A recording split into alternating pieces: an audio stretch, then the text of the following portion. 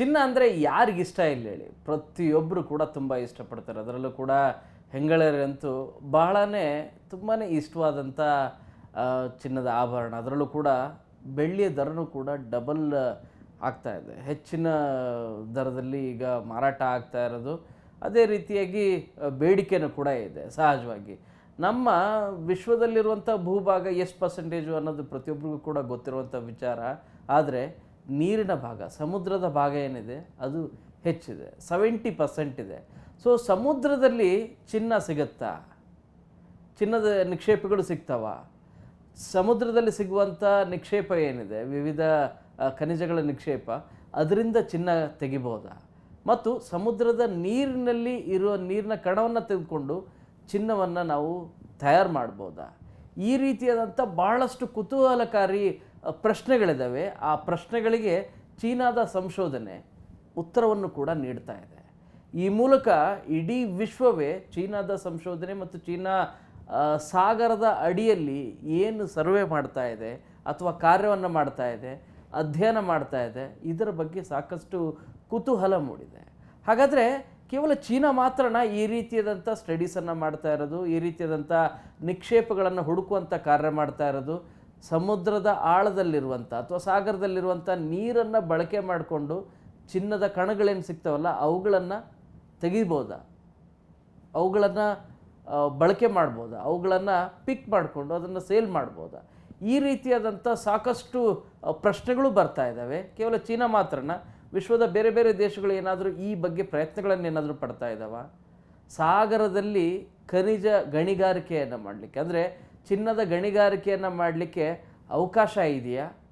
ಎರಡು ರೀತಿಯಾದಂಥ ಅವಕಾಶ ಇದೆ ಅನ್ನೋದ್ರ ಬಗ್ಗೆನೂ ಕೂಡ ಏನು ಹೇಳುತ್ತೆ? ಮತ್ತು ಇಡೀ ವಿಶ್ವದಲ್ಲಿ ಟಾಪ್ 5 ಪ್ರಾಡಕ್ಟ್ ಅಂದರೆ ಉತ್ಪಾದನೆ ಮಾಡುವಂಥ, ಚಿನ್ನ ಉತ್ಪಾದನೆ ಮಾಡುವಂಥ ದೇಶಗಳ್ಯಾವು? ಮತ್ತು ಟಾಪ್ 5 ಅತಿ ಹೆಚ್ಚು ಬೇಡಿಕೆ, ಚಿನ್ನದಕ್ಕೆ ಅತಿ ಹೆಚ್ಚು ಬೇಡಿಕೆ ಇರುವಂಥ ದೇಶಗಳ್ಯಾವು? ನಮ್ಮ ಭಾರತ ಎಷ್ಟು ಚಿನ್ನವನ್ನು ಉತ್ಪಾದನೆ ಮಾಡ್ತಾ ಇದೆ? ಅದರಲ್ಲೂ ಕೂಡ ನಮ್ಮ ರಾಜ್ಯದಲ್ಲಿ ಎಲ್ಲೆಲ್ಲಿ, ಇವುಗಳೆಲ್ಲ ಕುರಿತಾದಂಥ ಇನ್ಫಾರ್ಮೇಷನ್ನ ಈ ವಿಡಿಯೋದಲ್ಲಿ ಕೊಡ್ತಾ ಹೋಗ್ತೀನಿ. ತುಂಬ ಇಂಟ್ರೆಸ್ಟಿಂಗ್ ವಿಡಿಯೋ, ಮಿಸ್ ಮಾಡಿದೆ ನೋಡಿ. ಮೊದಲನೇದಾಗಿ ಚಿನ್ನ ಅಂದರೆ ಪ್ರತಿಯೊಬ್ಬರಿಗೂ ಕೂಡ ಇಷ್ಟ. ಕಳೆದ ನೀವು 4-5 ವರ್ಷಗಳಿಂದ ಚಿನ್ನ ಮತ್ತು ಬೆಳ್ಳಿಯ ದರ ಏರಿಕೆ ಆಗ್ತಾ ಇರೋದು ನೋಡ್ತಾ ಹೋದರೆ ಮುಂದೆ ಇದು ಯಾವ ಲೆವೆಲ್ಗೆ ಅಂದರೆ ತುಂಬಾ ಇನ್ವೆಸ್ಟ್ಮೆಂಟಿಗೆ ಭಾಳ ಹೇಳಿ ಮಾಡಿಸಿದಂಥದ್ದು ಅಂತಲೂ ಕೂಡ ಈಗ ಎಲ್ಲರೂ ಕೂಡ ವಿಶ್ಲೇಷಕರು ಮಾಹಿತಿಯನ್ನು ಕೊಡ್ತಾ ಇರೋದು. ಅದೇನೇ ಇರಲಿ, ನಮ್ಮ ಭಾರತದಲ್ಲಿ ಇಡೀ ವಿಶ್ವದಲ್ಲಿ ಅತಿ ಹೆಚ್ಚು ಪ್ರೊಡಕ್ಷನ್ ಅಂದರೆ ಚಿನ್ನವನ್ನು ಉತ್ಪಾದನೆ ಮಾಡುವಂಥ ದೇಶಗಳು ಯಾವ್ಯಾವು ಅಂದರೆ ಅದರಲ್ಲಿ ನಮ್ಮ ಇಂಡಿಯಾನೇ ಇಲ್ಲೇ ಇಲ್ಲ. ಆಶ್ಚರ್ಯ ಪಡಬೇಡಿ, ಯಾಕಂದರೆ ಮೊದಲು ತುಂಬ ಉತ್ಪಾದನೆ ಮಾಡುವಂಥ ಯಾವ 5 ದೇಶಗಳು ಅಂದರೆ ಮೊದಲನೇದು ಚೀನಾ ಫಸ್ಟ್. ಯಾಕಂದರೆ ಅವರ ಉತ್ಪಾದನೆಯಲ್ಲಿ ವರ್ಷಕ್ಕೆ ಎಷ್ಟು ಅಂದರೆ 378 ಟನ್ನನ್ನು ಉತ್ಪಾದನೆ ಮಾಡ್ತಾರೆ. ರಷ್ಯಾ ಸೆಕೆಂಡ್ ಪ್ಲೇಸಲ್ಲಿದೆ 321 ಟನ್. ಆ ನಂತರ 3ನೇ ಪ್ಲೇಸಲ್ಲಿ ಆಸ್ಟ್ರೇಲಿಯಾ 293, ಕೆನಡಾ 4ನೇ ಪ್ಲೇಸ್ 191 ಟನ್, US 166 ಟನ್. ಹಾಗಾದರೆ ಚಿನ್ನಕ್ಕೆ ಬೇಡಿಕೆ ಇಲ್ವಾ ನಮ್ಮ ದೇಶದಲ್ಲಿ ಅಂದರೆ ಖಂಡಿತವಾಗಿ ಕೂಡ ಬಹಳಷ್ಟು ಬೇಡಿಕೆ ಇದೆ. ಈ ಹಿನ್ನೆಲೆಯಲ್ಲಿ ಟಾಪ್ 2 ಪ್ಲೇಸಲ್ಲಿ ವಿಶ್ವದಲ್ಲಿ ಅತಿ ಹೆಚ್ಚು ಬೇಡಿಕೆ ಇರುವಂಥ ದೇಶ ಯಾವುದು ಅಂದರೆ ಅದು ನಮ್ಮ ಭಾರತ. ಎಷ್ಟು ಅಂದರೆ ಪ್ರತಿ ವರ್ಷ 575 ಟನ್ ಬಯಸ್ತಾ ಇದೆ ನಮ್ಮ ಭಾರತ. ಅಷ್ಟು ಬೇಕಾಗಿದೆ ಅಂಥೇಳಿ. ನಮ್ಮಲ್ಲಿ ಪ್ರೊಡಕ್ಷನ್ ಆಗ್ತಿರೋದು ಎಷ್ಟು ಗೊತ್ತಾ? 1700ರಿಂದ 1800 kg ಅಷ್ಟೇ ಚಿನ್ನವನ್ನು ನಾವು ಉತ್ಪಾದನೆ ಮಾಡಲಿಕ್ಕೆ ಆಗ್ತಾ ಇರೋದು, ನಿಕ್ಷೇಪಗಳಿಂದ ಹೊರಗಡೆ ತೆಗಿಲಿಕ್ಕಾಗ್ತಾ ಇರೋದು. ಹಾಗಾದರೆ ಬಹಳ ಬೇಡಿಕೆ ಇರುವಂಥ ದೇಶಗಳು ಯಾವುವು ಅಂತ ನೋಡೋದಾದರೆ ಚೀನಾ ಪ್ರೊಡಕ್ಷನ್ ಮಾಡೋದ್ರಲ್ಲೂ ನಂಬರ್ 1 ಇದೆ, ಬೇಡಿಕೆಯಲ್ಲೂ ಕೂಡ ನಂಬರ್ 1 ಪ್ಲೇಸಲ್ಲಿದೆ. 630 ಟನ್ ಪ್ರತಿ ವರ್ಷ ಚೀನಾ ಬೇಡಿಕೆ ಇರೋದು. ಸೆಕೆಂಡ್ ಪ್ಲೇಸಲ್ಲಿ ಭಾರತ ಇದೆ, ಥರ್ಡ್ ಪ್ಲೇಸಲ್ಲಿ US ಇದೆ, 4th ಪ್ಲೇಸಲ್ಲಿ ಜರ್ಮನಿ ಇದೆ, 5th ಪ್ಲೇಸಲ್ಲಿ ಥಾಯ್ಲ್ಯಾಂಡ್ ಇದೆ. ಸೊ ಇದು ಯಾವುದು ಅತಿ ಹೆಚ್ಚು ಬೇಡಿಕೆ ಇರುವಂಥ ದೇಶಗಳು ಮತ್ತು ಹೆಚ್ಚು ಪ್ರೊಡಕ್ಷನ್ ಚಿನ್ನ ಆಗ್ತಿರುವಂಥ ದೇಶಗಳು ಯಾವುವು ಅನ್ನೋದ್ರ ಕುರಿತಾದಂಥ ಮಾಹಿತಿ. ಇನ್ನು ನಮ್ಮ ಭಾರತದಲ್ಲಿ ಎಷ್ಟು ಪ್ರೊಡಕ್ಷನ್ ಆಗುತ್ತೆ ಅದರ ಮಾಹಿತಿಯನ್ನು ಕೂಡ ಕೊಡ್ತೀನಿ. 1500 kgಯಿಂದ 1700 kg ಅಷ್ಟು ವಾರ್ಷಿಕವಾಗಿ ಚಿನ್ನವನ್ನು ಉತ್ಪಾದನೆ ಮಾಡ್ತಾರೆ ವಿವಿಧ ಚಿನ್ನ ನಿಕ್ಷೇಪಗಳಿಂದ. ಅದರಲ್ಲೂ ಕೂಡ ಹೆಚ್ಚು ಎಲ್ಲಿ ಅಂದರೆ ನಮ್ಮ ದೇಶದಲ್ಲಿ number 1 Karnataka, number 2 Jharkhand, number 3 Rajasthan, number 4 Bihar. ಈ ರಾಜ್ಯಗಳಲ್ಲಿ ಚಿನ್ನದ ನಿಕ್ಷೇಪಗಳಿದ್ದಾವೆ. ಇವುಗಳ ಮೂಲಕ ಚಿನ್ನವನ್ನು ಹೆಚ್ಚು ಡಿಗ್ ಮಾಡಿ ಹೊರತೆಗೆಯುವಂಥ ಕಾರ್ಯವನ್ನು ಕೂಡ ಮಾಡ್ತಾ ಇದ್ದಾರೆ. ಸೊ ಇಲ್ಲಿ ಇರುವಂಥ ಬಹಳ ಕುತೂಹಲಕಾರಿ ಪ್ರಶ್ನೆ ಏನು ಅಂದರೆ, ಸಮುದ್ರದ ಆಳದಲ್ಲಿ ಸಿಗುವಂಥ ಚಿನ್ನದ ನಿಕ್ಷೇಪ ಏನಿದ್ದಾವೆ ಇವುಗಳಿಂದ ಪಿಕ್ ಮಾಡಿದರೆ ಮತ್ತು ಸಮುದ್ರದ ನೀರಿನಲ್ಲಿರುವಂತಹ ಚಿನ್ನದ ಲೇಪನ ಏನಿದೆ ಅಥವಾ ಚಿನ್ನದ ಕಣಗಳೇನಿದ್ದಾವೆ ಅವುಗಳನ್ನು ನಾವು ಸಕ್ ಮಾಡಿ ತೆಗಿಬೋದಾ ಅಂತ ಅನ್ನೋದ್ರ ಬಗ್ಗೆನೂ ಕೂಡ ಚೀನಾ ಸಂಶೋಧನೆ ಮಾಡ್ತಾ ಇದೆ. ಅದರಲ್ಲಿ ಯಶಸ್ಸು ಆಗಿದೆ ಅನ್ನುವಂಥ ಮಾಹಿತಿ ಲಭ್ಯ ಆಗ್ತಾ ಇದೆ. ಹೀಗೊಂದು ವೇಳೆ ಎಲ್ಲ ಆಯಾ ದೇಶಗಳು ಸಾಗರದಲ್ಲಿ ಚೀನಾದ ನಿಕ್ಷೇಪವನ್ನು ತೆಗೆಯುವಂಥ ಕಾರ್ಯ ಮತ್ತು ಸಮುದ್ರದಲ್ಲಿರುವಂಥ ನೀರಿನ ಕಣ ಏನಿದೆ ಇದು ಚಿನ್ನದ ಕಣಗಳು ಕೂಡ ಅದರಲ್ಲಿ ಆ್ಯಡ್ ಆಗಿರುತ್ತೆ ಅಂಥೇಳಿ ಅವುಗಳೆಲ್ಲವೂ ನಿಮಗೆ ಆಶ್ಚರ್ಯ ಆಗುತ್ತೆ. ಚಿನ್ನ ಕರಗುತ್ತೆ, ನೀರಿನಲ್ಲಿ ಹಾಗೇ ಕಂಟಿನ್ಯೂ ಬಿಟ್ಟರೆ ಸ್ವಲ್ಪ ಕರಗುತ್ತೆ.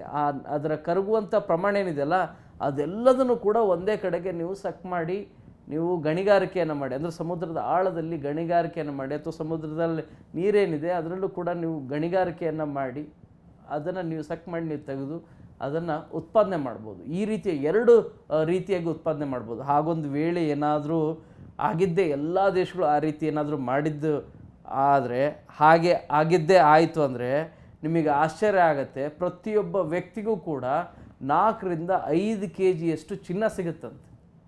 ಅಂದರೆ ನಮ್ಮ ವಿಶ್ವದಲ್ಲಿರುವಂಥ ಜನಸಂಖ್ಯೆಯನ್ನು ಚೆಕ್ ಮಾಡಿದಾಗ ಎಷ್ಟು ಅಂದರೆ 4 ರಿಂದ 5 kg ಚಿನ್ನವನ್ನು ತಗೋಬೋದಂತೆ. ಆ ರೀತಿಯೂ ಕೂಡ ಕ್ಯಾಲ್ಕುಲೇಷನ್ ಮಾಡಲಾಗ್ತಾ ಇದೆ. ಎಷ್ಟು ಅಂದರೆ $13 ಟ್ರಿಲಿಯನ್ ಚಿನ್ನ ಇದೆ ಅಂಥೇಳಿ ಅಂದಾಜು ಮಾಡಲಾಗ್ತಾ ಇದೆ ನಮ್ಮ ಸಾಗರದಲ್ಲಿ ಅಷ್ಟಿರೋದು ಅಂತೇಳಿ. ಯಾಕಂದರೆ ಭೂಭಾಗದಲ್ಲಿ ಎಷ್ಟಿದೆ ನಿಮ್ಗೆ ಇರುವಂಥದ್ದನ್ನೆಲ್ಲದನ್ನು ಕೂಡ ಮ್ಯಾಕ್ಸಿಮಮ್ ಪಿಕ್ ಮಾಡ್ತಾನೇ ಇದ್ದೀವಿ. ಮುಂದೆ ಒಂದಿನ ಅಂತೂ ಖಂಡಿತವಾಗಿಯೂ ಅದರ ಪ್ರೊಡಕ್ಷನ್ ಖಂಡಿತವಾಗಿ ಕಡಿಮೆ ಆಗುತ್ತೆ.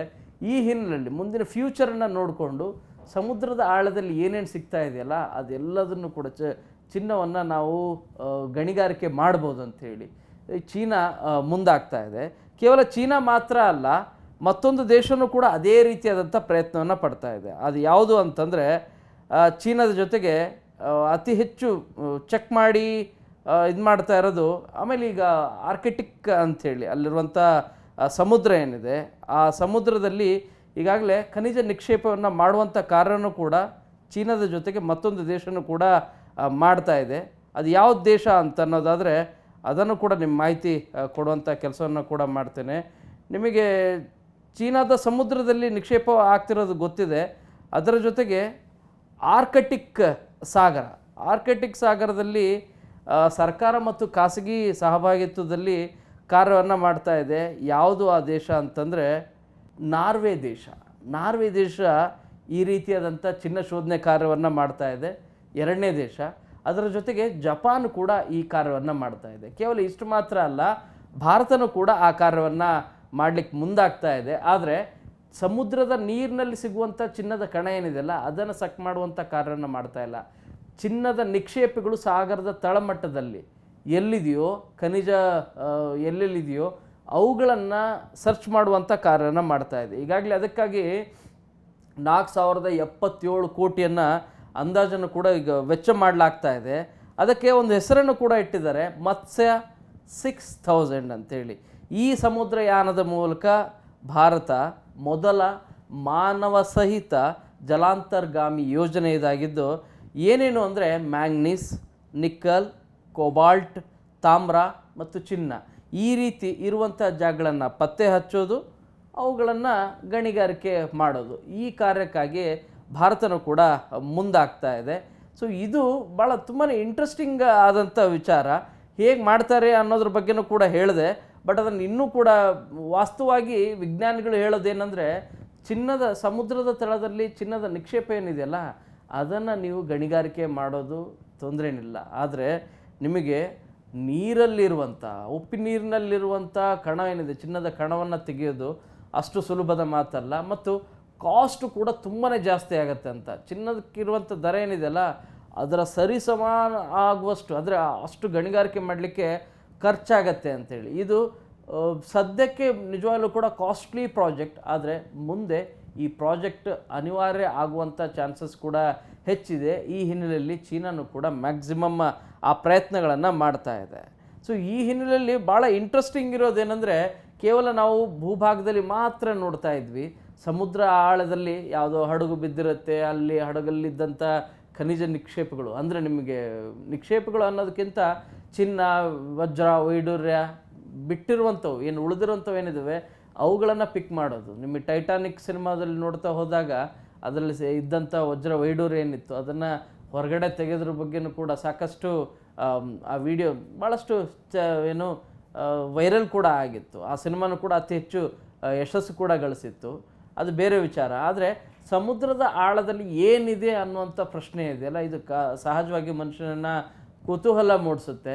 ಸೊ ಚೀನಾ ಅಧ್ಯಯನ ಮಾಡ್ತಿರುವಂಥ ರೀತಿ ಮತ್ತು ಬೇರೆ ಬೇರೆ ದೇಶಗಳು, ಜಪಾನ್ ಇರ್ಬೋದು, ನಾರ್ವೆ ಇರ್ಬೋದು, ನಮ್ಮ ಭಾರತನೂ ಕೂಡ ಆ ಪ್ರಯತ್ನಗಳನ್ನು ಮಾಡಲಿಕ್ಕೆ ಮುಂದಾಗ್ತಾ ಇದೆ. ಆದರೆ 3 ದೇಶಗಳು ಮಾತ್ರ ನೀರಿನ ಕಣದಲ್ಲಿ ಸಿಗುವಂಥ ಚಿನ್ನದ ಕಣಗಳೇನಿದ್ದಾವೆ ಅವುಗಳನ್ನು ಕೂಡ ತೆಗೆದು ಚಿನ್ನದ ನಿಕ್ಷೇಪವನ್ನು, ಅಂದರೆ ಚಿನ್ನವನ್ನು ಉತ್ಪಾದನೆ ಮಾಡ್ಬೋದು ಅನ್ನೋದ್ರ ಕುರಿತಾಗಿ ಪ್ರಯತ್ನಗಳನ್ನು ಪಡ್ತಾ ಇದ್ದಾವೆ. ಒಂದು ವೇಳೆ ಇದು ಕಂಪ್ಲೀಟಾಗಿ ಯಶಸ್ಸೇನಾದರೂ ಆಯಿತು ಅನ್ನೋದಾದರೆ, ಹೇಳಿದ ಪ್ರಕಾರ ಎಲ್ಲ ದೇಶಗಳು ಈ ಕಾರ್ಯಗಳನ್ನು ಮಾಡಿದ್ರೆ ಒಬ್ಬೊಬ್ಬ ವ್ಯಕ್ತಿಗೆ ಎಷ್ಟು 4 ರಿಂದ 5 kg ಚಿನ್ನ ಸಿಗ್ತದಂತೆ. ಜಸ್ಟ್ ಇಮ್ಯಾಜಿನ್ ಹೇಗಿರ್ಬೋದು ಅಂಥೇಳಿ. ಸೊ ಇನ್ಮೇಲೆ ಸಾಗರದ ತಳದಲ್ಲೂ ಕೂಡ ಗಣಿಗಾರಿಕೆಯನ್ನು ಮಾಡಲಿಕ್ಕೆ, ನಿಕ್ಷೇಪಗಳನ್ನು ಹುಡುಕುವಂಥ ಕಾರ್ಯವನ್ನು ಈಗ ಬಹುತೇಕ ರಾಷ್ಟ್ರಗಳು ಮಾಡ್ತಾ ಇದ್ದಾವೆ.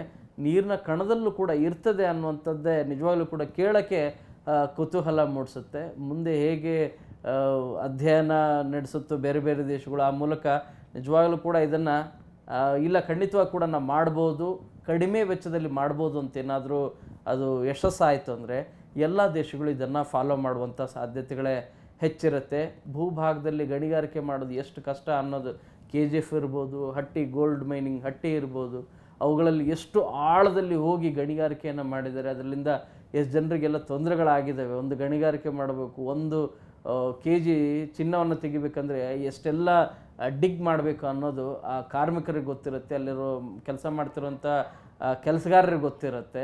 ಸೊ ಈ ಸಮುದ್ರದಲ್ಲೂ ಕೂಡ ಪಿಕ್ ಮಾಡೋದು ಸುಲಭದ ಮಾತಲ್ಲ. ನೀರಿನ ಜೊತೆಗೆ ಅದನ್ನು ಗಣಿಗಾರಿಕೆಯನ್ನು ಮಾಡಿ ಅದನ್ನು ಹೊರಗಡೆ ತೆಗೆಯೋದು ಸುಲಭದ ಮಾತಲ್ಲ. ಆದರೆ ಕಂಪ್ಯಾರಿಟಿವ್ಲಿ ಭೂಭಾಗದಲ್ಲಿರುವಂಥ ಗಣಿಗಾರಿಕೆಗೂ ಸಮುದ್ರದಲ್ಲಿ ಸಿಗುವಂಥ ನಿಕ್ಷೇಪವನ್ನು ಹೊರ ತೆಗೆಯೋದು ಈಸಿ ಅಂತ ಅಧ್ಯಯನಾಸಕ್ತರು ಹೇಳ್ತಾ ಇದ್ದಾರೆ. ಆದರೆ ನೀರಿನ ಕಣದಲ್ಲಿ ಸಿಗುವಂಥ, ಅಂದರೆ ನೀರಿನಲ್ಲಿರುವಂಥ ಉಪ್ಪಿನ ಕಣಗಳೇನಿದೆ ಅದರಲ್ಲೂ ಕೂಡ ಚಿನ್ನದ ಕಣ ಏನಿದೆ ಅದನ್ನು ಬೈಫರ್ಕೇಟ್ ಮಾಡಿ ಸಕ್ ಮಾಡಿ ನೀರಿನ ಜೊತೆಗೆ ಅದನ್ನು ಸಕ್ ಮಾಡಿ ತೆಗಿತಾರಂತೆ. ಈ ರೀತಿ ಮಾಡೋದು ಎಷ್ಟು ಯಶಸ್ವಿ ಆಗುತ್ತೆ ಕಾದು ನೋಡಬೇಕು. ಈ ಮಾಹಿತಿ ನಿಮಗೆ ಇಷ್ಟ ಆಗಿದೆ ಅಂತೇಳಿ ಭಾವಿಸ್ತೀನಿ. ಕ್ಯಾಮರಾ ಪರ್ಸನ್ ಯೋಗೇಶ್ವರ್ ಜೊತೆ ಶರಣು ಹಂಪಿ, ನ್ಯೂಸ್ 18. ನಿರ್ಭೀತ, ನಿಷ್ಪಕ್ಷಪಾತ, ವಿಶ್ವಾಸಾರ್ಹ ಸುದ್ದಿಗಳಿಗೆ ಮತ್ತೊಂದು ಹೆಸರಾಗಿರುವಂತ ನ್ಯೂಸ್ 18 ಕನ್ನಡ ಈಗ ಆಪ್ನಲ್ಲೂ ಲಭ್ಯವಿದೆ. ದಯವಿಟ್ಟು ಇಲ್ಲಿರುವ QR ಕೋಡ್ ಅನ್ನ ಸ್ಕ್ಯಾನ್ ಮಾಡಿಕೊಂಡು ಆಪ್ ಅನ್ನ ಡೌನ್ಲೋಡ್ ಮಾಡೋದಕ್ಕೆ ಮರಿಬೇಡಿ. ನಿಮ್ಮ ಬೆಂಬಲ ಹೀಗೆ ಸದಾ ನಮ್ಮೊಂದಿಗಿರಲಿ. ಧನ್ಯವಾದ.